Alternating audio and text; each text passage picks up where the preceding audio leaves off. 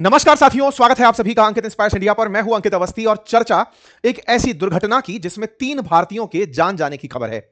हाल ही में middle east के अंदर, मिडिल ईस्ट वाले एरिया में, हॉर्मुज के आसपास फिर से युद्ध शुरू हो चुका है और इस बीच में 3 भारतीयों के जान जाने की और 3 जहाजों पर अमेरिकी हमले की बात निकल कर आ रही है।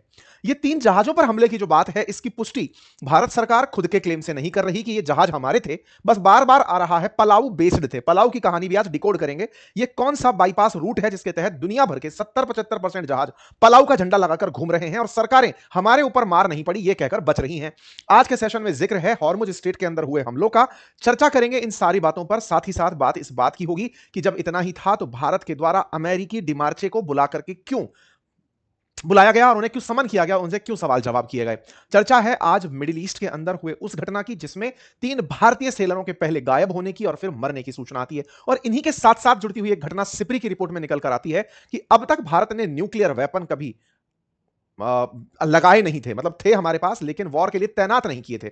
लेकिन सिपरी का मानना है कि भारत 10 से अधिक न्यूक्लियर बॉम्ब को तैनात कर चुका है। क्या है इन सारी बातों के मायने, आज के सेशन में एक एक करके आगे की तरफ बढ़ेंगे। साथियों, खबर पर लौटते हैं।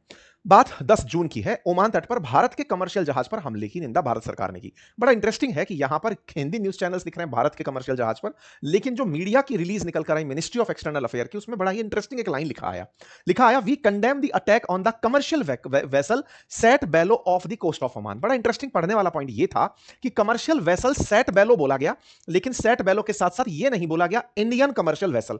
हिंदी न्यूज चैनल्स में भारत के कमर्शियल शब्द को यूज कर लिया गया। यहां बड़ा टेक्निकल आर्गुमेंट है कि इस सेट बेलो पर 10 जून को हमला होता है। भारत सरकार की तरफ से मीडिया का एक आउटलेट, मतलब मीडिया रिलीज निकल कर आता है जिसपे 24 भारतीय क्रू सवार थे। उनमें से 21 को बचा लिया गया और 3 मिसिंग बताए गए। आज उन्हें श्रद्धांजलि भी दे दी गई है। ये एम्बेसी ऑफ ओमान क्लोजली इस सिचुएशन को मॉनिटर कर रहा था। यह हमला अमेरिका द्वारा किया गया था सेट बेलो पर। ध्यान से देखने वाली बात यह है कि ये जो सेट बेलो है ना, ये सेट बेलो पर पलाऊ नाम के एक देश का झंडा लगा था। इसी पलाऊ नाम से देश को अगर आप गूगल पर भी ढूंढ पाएंगे तो एक बार में तो नहीं ढूंढ पाएंगे मैप के ऊपर, ठीक है। इस पलाऊ नाम के देश का झंडा लगाकर आजकल बहुत सारे जहाज घूम रहे हैं। ये क्या कहानी है, ऐसे समझिए। फ्लैग ऑफ कन्वीनियंस होता है। फ्लैग ऑफ कन्वीनियंस क्या होता है कि आपको अमेरिका का झंडा लगाना है, भारत का झंडा लगाना है, यूरोप में से किसी एक देश का झंडा लगाना है, तो उन देशों के जो कमर्शियल शिपिंग लेन्स को लेकर के, जहाजों को लेकर के जो कानून है उनकी पालना करनी होती है। कमाओगे तो टैक्स देना होता है, उतने ही कठिन नियमों की पालना करनी होती है।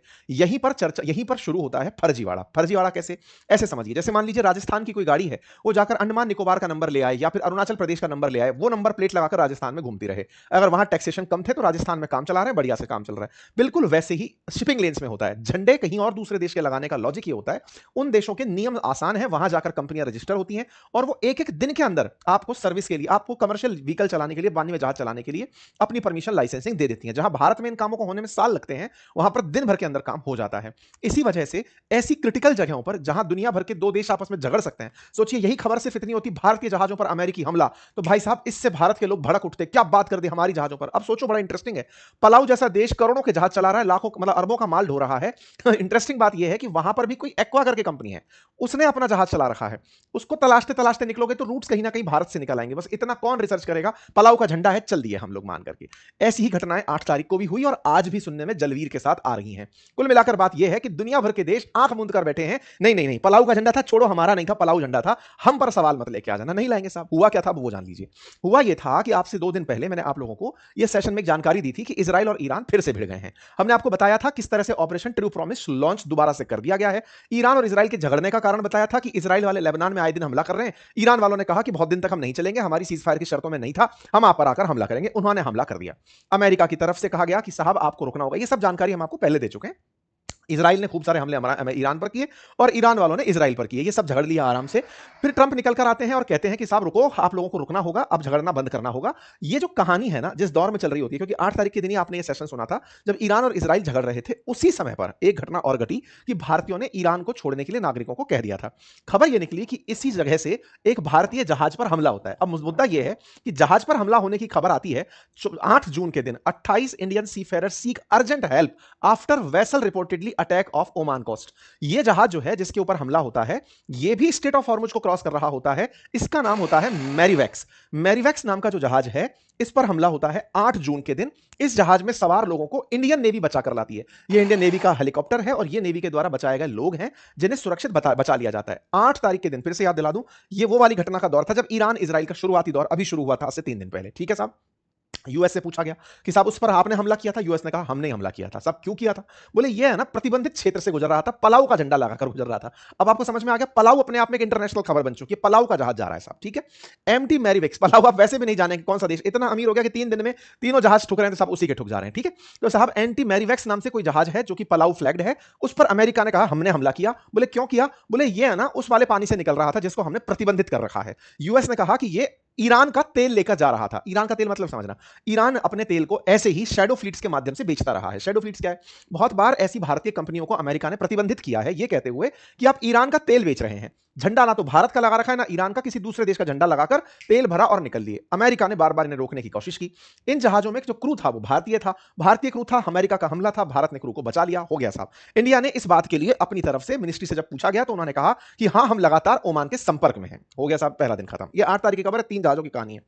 ईरान ने इजराइल पर 30 बैलिस्टिक मिसाइलें दागी और चर्चा होने लगी कि खूब दिन युद्ध चलेगा। लेकिन ट्रंप महोदय आते हैं, कहते हैं कि मैंने दोनों को समझा दिया है, अब हमला नहीं करना है। ओके सर, आपने बहुत बड़ी शांति करा दी, काउंट कराइए कितनी बार हो चुकी, तो साहब काउंट करा भी सकते हैं ये। खैर, इस बीच में ईरान ने इजराइल पर हमले रोकते हुए कहा कि देखिए हम हमले रोक रहे हैं क्योंकि आप लेबनान पर कर रहे थे, इसलिए हमने रोक दिया, आगे हरकत करोगे फिर से हमला करेंगे। नेतन्याहू ने कहा ठीक है साहब, मैं ट्रंप के कहने पर रुक गया हूं, कोई बात नहीं। अमेरिका का यह कहना और ईरान का इस तरह से मानना कि देखो बेटा दोनों झगड़ रहे थे, हम भी रुक गए तुम भी रुक गए, हमारी जीत काउंट की जाएगी। इस बार आप हमलों में यूज हुई मिसाइल देख सकते हैं, कैसे वेस्ट बैंक में औंधे मुंह पड़ी मिसाइल, ये अपने आप में बताती है कि इजराइल तक ईरान की मिसाइल्स पहुंच रही हैं, और कितनी बड़ी बड़ी मिसाइल। मतलब आप केवल अगर उसका शेल भी देखें, अगर ये 6 फीट का आदमी हो तो कम से कम 15 फीट तो ऊपर लटकी हुई है। कितनी भीषण भीषण मिसाइलें दागी गई थी, बैलिस्टिक मिसाइलें ईरान के द्वारा। ओके साहब, अब क्या होता है, ये अगले ही दिन खबर बीतती है और आ जाती है 9 तारीख। 9 तारीख के दिन खबर निकल कर आती है कि साहब हमारा एक जहाज, एक हेलीकॉप्टर जो है, अमेरिकी हेलीकॉप्टर जिसका नाम अपाचे हेलीकॉप्टर है, उसे ईरान वालों ने निशाना बना लिया। मतलब 8 तारीख को अब्बा शांति करा के सोए थे कि अब झगड़ना नहीं है। ओके,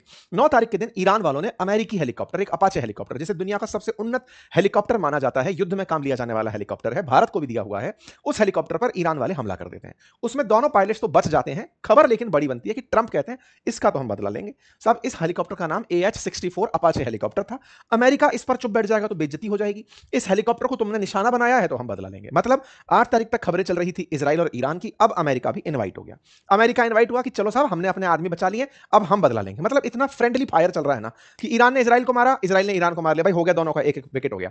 अब उधर से तरफ से ईरान ने अपाचे मारा, अमेरिका ने कहा देखो मारना तो नहीं चाहते लेकिन बेइज्जती हो जाएगी इसलिए हम ईरान को मारेंगे। लीजिए साहब, इन्होंने ईरान को निशाना बनाना शुरू किया। ट्रंप से पूछा गया क्या करेंगे, भाई हमको हिट करना पड़ेगा। 10 जून को ट्रंप ने कहा हमको हिट करना पड़ेगा। यूएस ने साहब उठाकर 10 तारीख को ईरान के ऊपर हमले करने शुरू कर दिए। हेडलाइंस आती है, अमेरिका की सेंट्रल कमांड लगातार हमले कर रही है, बढ़िया से हमलों की तस्वीरें निकाली जाती हैं कि साहब देखिए ईरान और अमेरिका वाले झगड़ रहे हैं। अमेरिका फोटो देता है कि देखो बढ़िया से हमने ईरान पर गोले दागे हैं। ये तस्वीरें आपके सामने वीडियो के फॉर्म में दिखाई दे रही हैं। हमले का अंदाजा लगाया जा सकता है कि हमले तो भीषण ही रहे होंगे, ईरान पर अमेरिकी हमले हो गए। यहां पर आपके सामने तस्वीरें दिखाकर समझाने का प्रयास सिर्फ इतना है कि दूर दूर से ये हमले दिखाई और सुनाई पड़ रहे थे। वीडियोस जारी हो रहे थे कि साहब इस तरह से मिसाइलें दागी जा रही हैं। सेंटकॉम जो अमेरिका का सेंट्रल कमांड है वो अमेरिका के हिसाब का बदला ले रहा है। ट्रंप साहब बाहर आते हैं, बोले देखो साहब हमने तो केवल इसलिए हमले किए क्योंकि हमारा हेलीकॉप्टर मारा गया था, अब क्या करें, हेलीकॉप्टर का बदला हमको लेना था, इसलिए हमने 20 ठिकानों को निशाना बनाया। कहां कहां थे? कैशमदीप, बंदर अब्बास, मेनाब, सिरिक, चास्क, इन जगहों पर हमने हमला किया। बहुत बढ़िया साहब, इन्होंने अपनी तरफ से अपनी जीत गिना दी कि हम तो हमला करके लौट आए। इस बीच में क्या किए, 8 तारीख को तो इजराइल ईरान के समय पर जहाजों पर हमला हुआ था। ये सारी तस्वीरें चली रही थी, जितने हमले होने थे फुटेजेस बाहर आई रही थी। आईआरजीसी इस बीच में बहरेन के अंदर और जॉर्डन के अंदर अमेरिकी बेसिस को निशाना बना रहा था। यार इजराइल से लड़ना बहुत हुआ, अब बहरेन और जॉर्डन को निशाना बनाते हैं। आईआरजीसी ने एक वीडियो जारी करके कहा कि हमने जॉर्डन में एक ऐसे जगह पर हमला किया है जहां पर F-35 तैनात थे, जहां पर F-15 तैनात थे, हमने उनको मिटाया है। इस तरह की न्यूज आज सुबह निकल कर आती है कि जॉर्डन के अंदर ईरान के हमले हुए हैं और उसके अंदर F-35 और F-15 वाले बेस को निशाना बनाया गया है। साथ ही साथ कुवैत के ऊपर शहीद ड्रोन आज सुबह चलते हुए दिखाई दिए। मतलब आईआरजीसी ने अमेरिकी हमलों के बदले में बहरेन में सायरन बजवा दिए, कुवैत पर ड्रोन उड़ा दिए, जॉर्डन के अंदर अमेरिकी बेस को निशाना बना दिया। वो अपने में फिर से शुरू हो गया। ठीक है साहब, ईरान ने अपनी तरफ से कहा कि हमने स्ट्रेट ऑफ हॉर्मुज को बंद कर दिया है, अमेरिका ने कहा नहीं जी खुला हुआ है। ईरान ने कहा कि हमने अमेरिकी वेसल को निशाना बना दिया है, अमेरिका कह रहा है नहीं बनाया है। इसी बीच में क्या होता है, खुला है बंद है, खुला है बंद है। इसी बीच में एक जहाज और चलते में आ जाता है जिसका नाम है एमटी सैटबेलो, जो मैंने आपको शुरुआत में बताया। इस जहाज पर हमला होता है जिनमें से 3 लोग मारे जाने की खबर है।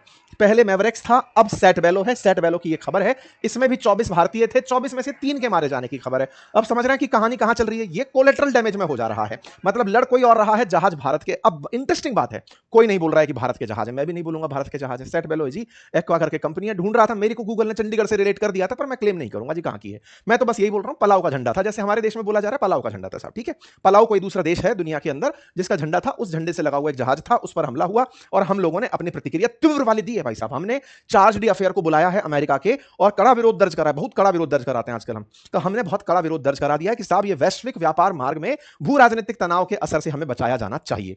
इस पर बकायदा इंटरनेशनल मैरीटाइम ऑर्गेनाइजेशन ने भी यही कहा कि पलाऊ फ्लैग्ड जगह पर हमला, वेसल पर हमला होना दुर्भाग्यपूर्ण है। मतलब आप सोचकर देखिए क्या ही टिप्पणी की जाए, मतलब कैसे बोला जाए। समझदार समझ गए होंगे, मैं भी नहीं बोलेंगे, आप भी नहीं बोलेंगे, है ना?